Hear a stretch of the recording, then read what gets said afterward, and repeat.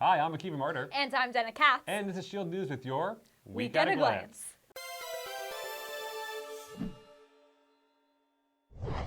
This past Sunday, RIETS celebrated the ordination of more than 130 male musmachim at its Chag HaSmicha convocation.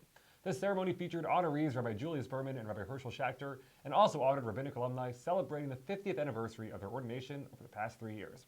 Each of the newly minted musmachim from 5775 to 5777 were recognized for their Torah study and religious work as they embark on careers ranging from Jewish education, the pulpit, and nonprofit work to medicine and law. As he settles into life at YU, President-elect Rabbi Dr. Ari Berman is already making his mark beyond the YU campus. Berman has been invited to speak at the Fuchs Mizrachi School's annual gala in Cleveland later this month, and also spoke in several Teaneck shuls this past Shabbat. Rabbi Seth Linfield, Fuchs Mizrachi head of school, told the Cleveland CJN that, quote, Yeshiva University is a thought leader and so is Rabbi Berman. YU can hope for more outreach as the presidency takes effect in June.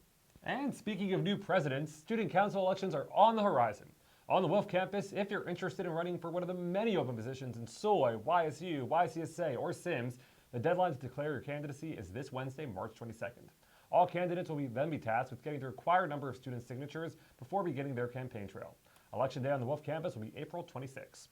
Students on Barron must also declare their intent to run by this Wednesday to the Office of Student Life. A notable addition is the requirement for candidates to attend an info session, which will be held on March 29th.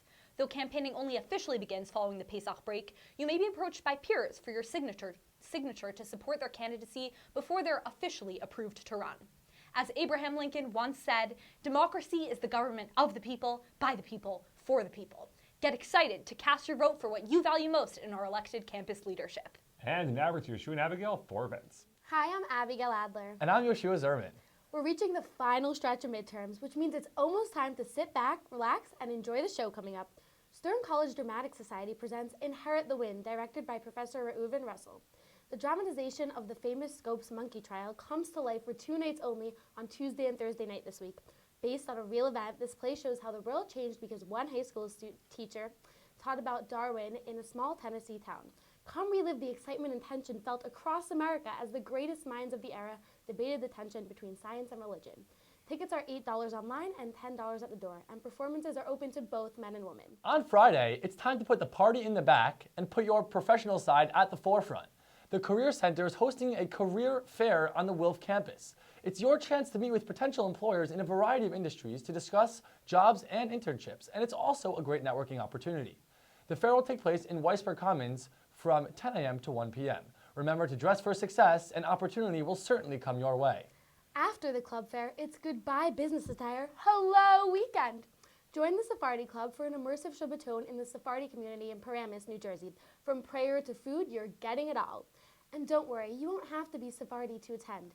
The Shabbaton is open to all. Email irazi@mail.yu.edu with questions or to sign up. On Sunday, get your sneakers on and run for the hills. Cross-country tryouts start bright and early. 10 a.m. tryouts will be held for women, and 11 a.m. tryouts will be held for men. The tryouts will be a 3-mile out-and-back run along the FDR path, right near Stern. Fans will leave from both campuses. As the wise Shia LaBeouf once said, don't let your dreams be dreams. Just do it. Best of luck to the aspiring athletes of YU. Later on Sunday, join Yeshiva Activities Society for their 2nd annual museum scavenger hunt, which is taking place at the Metropolitan Museum of Art this year. Join a team and compete in this epic challenge of history, physicality, speed, and wit. Prizes will be rewarded to the winning team, so get your game face on. The scavenger hunt takes place from 1 p.m. to 4 p.m. Well, that's all the events we have for you today. For more events, make sure to head to yu.edu/events. And now over to Benjamin with sports. Hi, I'm Benjamin Zerman here at the Shield News Weekly Max Live Sports segment. The Yeshiva University's men's tennis team has remained on fire as they've continued their winning ways, bringing the record to 5-0. They had close calls versus Oninata and Baruch College, winning just 5-4, but also beat Hunter College 9-0. I heard they have a spider on the team who is a great player because of his top spin. The men's fencing team finished their season at 5-20, while the women's team finished at 1-23. But each team had 2 fencers play in the NCAA Northeast Regional on the campus of Yale University with a chance to play in the NCAA championships. Jamie Baum and Rebecca Kersner represented the Lady Macs, while Spencer Brash and Jonathan Hoffman represented the men's team. Although they failed to advance to the NCAA championships, Brash won 2 first-round games, while Hoffman and Baum each were victorious in 1 match.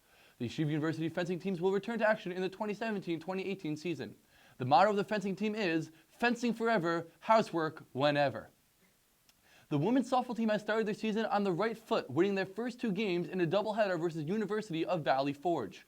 The first game was a blowout of 15-2, while the second game featured some great hitting with the Lady Macs winning 25-17. After the snowstorm, look for the team to be back in action. I heard most of the softball games are during the day because bats sleep at night.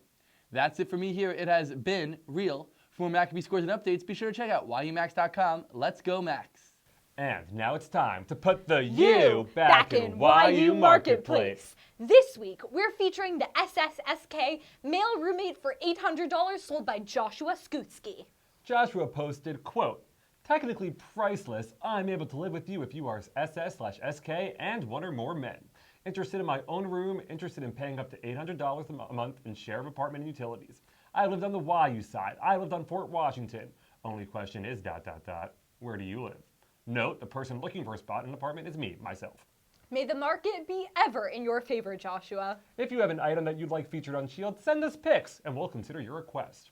Well, that's it for this edition of A Week at a Glance. Be sure to check us out on Facebook, Instagram, and Snapchat. I'm Akiva Martyr. I'm Dana Katz. And you're watching Shield News.